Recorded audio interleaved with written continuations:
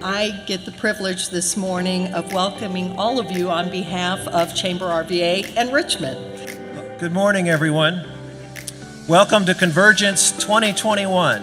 And I want to thank the two chambers, Richmond-HamptonRoads and Chamber RVA, for hosting this event. They're large internet hubs, and they're super large ones, and there's even a designation to being a global internet hub. And we're going to hear from some folks today that helped put Marseille on the map. It is a distinct honor and a privilege to do two things this morning. One, to let you know that I am just so proud to represent the business community of Hampton Roads, and second, to welcome you here for this important conference. The fifth is we got to remain competitive.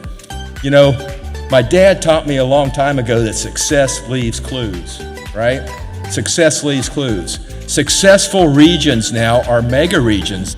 Now, I've had the privilege of living both in Hampton Roads and in Richmond, and had the privilege of working in both those areas to try to improve the livelihood of the citizens in those areas. And I think working together, they can be much greater than working individually. What comes next is I'm going to take a few minutes and introduce the three speakers we're going to have. We have some very talented individuals that I think are going to bring a perspective on how things are happening outside of this country.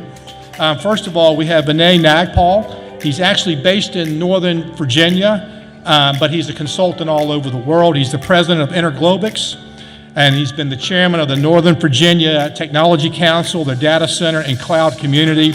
He's the executive director and founding member of IEIC.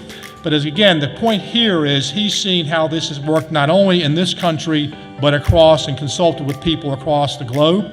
We have Mike Hollins, who is from the UK, but has been very instrumental in working with the Port of Marseille.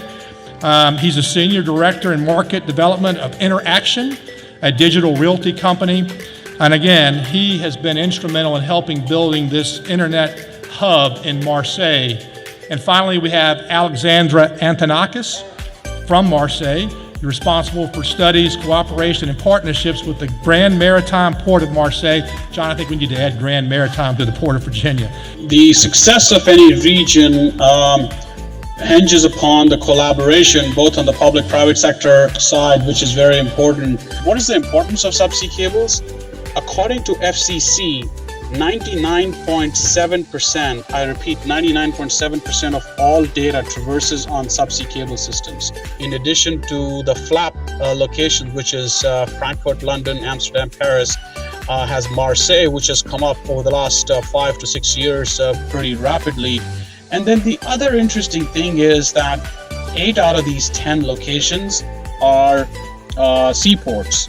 So it's very obvious that the importance of being a hub for the internet, you have to have the subsea cables that are landing there, which become a catalyst for growth. And hence, my initial comment about the Maria cable, which is the first subsea cable to land in the Commonwealth of Virginia in 2017. Interestingly enough, as you notice, these locations are not known by who owns them or operates them, but more about their addresses. Why? Because these are important peering locations where internet traffic is exchanging from one network to the other, where Facebook, Microsoft, Google are exchanging traffic amongst one another. He's been supporting the initiative, and he sees the region, the subsea cables, as a catalyst for growth, for economic growth and development of the region. Global committee formed with the mission to diversify the internet and promote the interconnection hubs. And our region has become a prototype, a template that we are taking as a blueprint to other regions around the world. For 43 countries, it's been remarkable, and additional subsea cables are being planned based on the subsea cables, the interconnection hub, the DKIX exchange. These subsea cables have acted as a catalyst. The public-private partnership is the key to success, and the growth that we are seeing from an economic and business standpoint has been already great. The role that my company, Interaction, has played in that, but more importantly, I hope to put into context that we're only part of the jigsaw, and that the magic happens when multiple parties come together and invest in a lively way. Key thing to understand is that the role Marseille has played has evolved tremendously over the last few years and is continuing to evolve. Strategic it was to be a really strong region in terms of data and data services. And I think that I hope we're going to be the American Marseille or something like that, because I'm really proud to be in Marseille now. And let me say, as I'm from Marseille since I'm born. This is an 8-pair system, same as the Maria subsea cable, which was on the picture that was on my first slide. That obviously had, protection around it, but it's pretty much the same diameter as a garden hose. But the capacity of this cable, just to put it in perspective, the Maria cable as an example, is from Virginia to Spain, Bilbao, Spain. You can transmit every movie ever made in every language in high definition in 42 seconds. And we have 3 cables, one from France, from Spain, and from Brazil.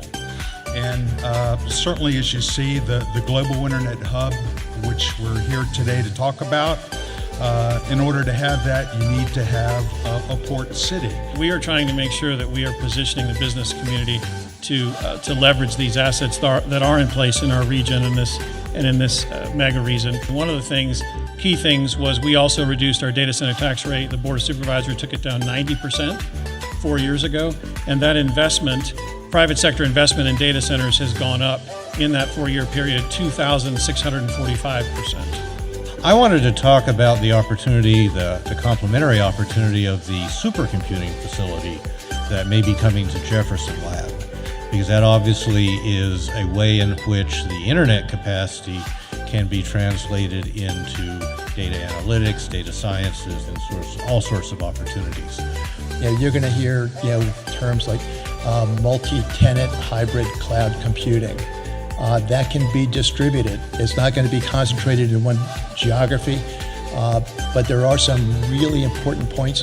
We have to be connected up to a NAP, like you've seen in Henrico County. The legislature for Virginia has been very supportive of all of these efforts, and one of the things they've done is to keep people being educated in this area and remaining in Virginia. We have the tech talent investment pipeline, money that was given to the universities to educate more computer scientists and computer engineers. So thank you all for coming so much today. Appreciate it.